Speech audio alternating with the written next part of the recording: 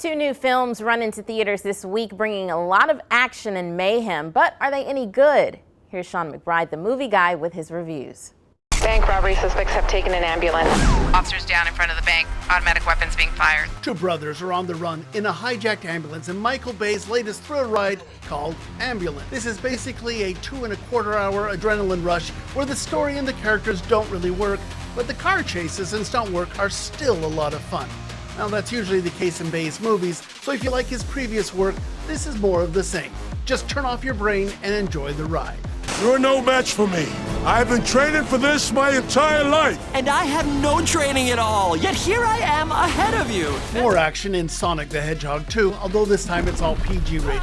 Our favorite animated blue hedgehog is once again battling Jim Carrey as Dr. Robotnik, and this time he's brought along a formidable sidekick named Knuckles.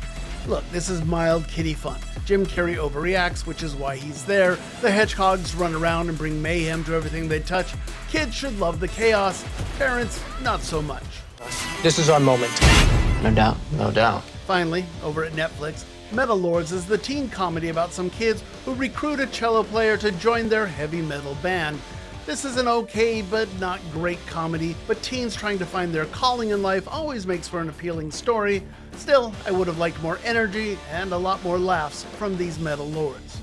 That was inappropriate. I completely agree. I'm talking about you. And that's what's new this week in the movies. I'm Sean McBride, the movie guy. Okay, a rundown first of that action movie from Michael Bay. Michael Bay's Ambulance. This is basically, it's a 2.25-hour chase movie. Basically, it's two brothers, adopted brothers. They decide to rob a bank. It goes very poorly. Now they end up hijacking an ambulance, and they've got a police officer who's been shot in the back along with a paramedic. She's trying to keep the officer alive. The two brothers are trying to get away. It's a lot of silliness. It doesn't make a lick of sense if you think about the plot, and the characters are not particularly great as well. But Michael Bay does know how to make action films. This is exciting. It's edge of your seat, adrenaline rush stuff. Boy, the man doubles down on using drones to make these things, and they're thrilling stuff. Inventive at times. I do think it gets a little slow towards the end when they actually do surgery on the officer in the back of the ambulance. So my question, do we want to see it? If you're look, if you like Michael Bay movies, if you liked the Transformers movies, then you know what you signed up for, and you will get more of it in here. If you look at Transformers and you go, nah, that's not my type of movie, then no, this is not your movie. I think it's just a mediocre movie, but for action fans, it'll be fine. Okay, now on to our next one, the sequel with Jim Carrey for Sonic the Hedgehog. Sonic 2, Electric Boogaloo. Yeah, no, Sonic 2. Look, this was a surprise hit in 2020. I don't think people thought it was going to be as big a deal. Obviously, a lot of gamers were there to support it, though. And it's out as a sequel in almost no time. I mean, 2 years for an animated film is nothing here. And I think it works as well as the first one does.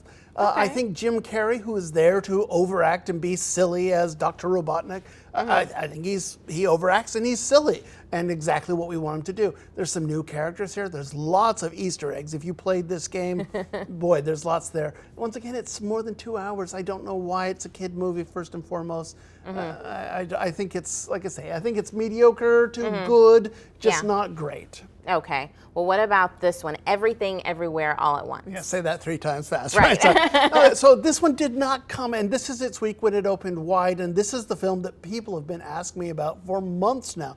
I think this is a brilliant movie. This is probably a top 10 of the year movie, but unfortunately, you are going to have to go to Houston right now if you want to see it. Basically, it's Michelle Yeoh. She is a mild-mannered woman. She's staring down an IRS audit. She goes in. Jamie Lee Curtis is her her tax assessor, and then all of a sudden, she's a different person in a different universe. And so it's one of those multiverse things where Michelle Yeoh, who usually plays big, in-charge action heroes, this time she's just this average woman that finds herself with the fate of the universe in her hands. I think it's a brilliantly interesting film. It's a film from the Daniels, who are two great filmmakers. Like I say, I think this is one of the best films of the year at the end of and it's early, I know. But certainly, if you're looking for it, it's worth a trip to Houston to see. Oh, wow. Okay, so you heard that. Maybe a weekend trip to Houston. There you go. All right. Thank you, Sean.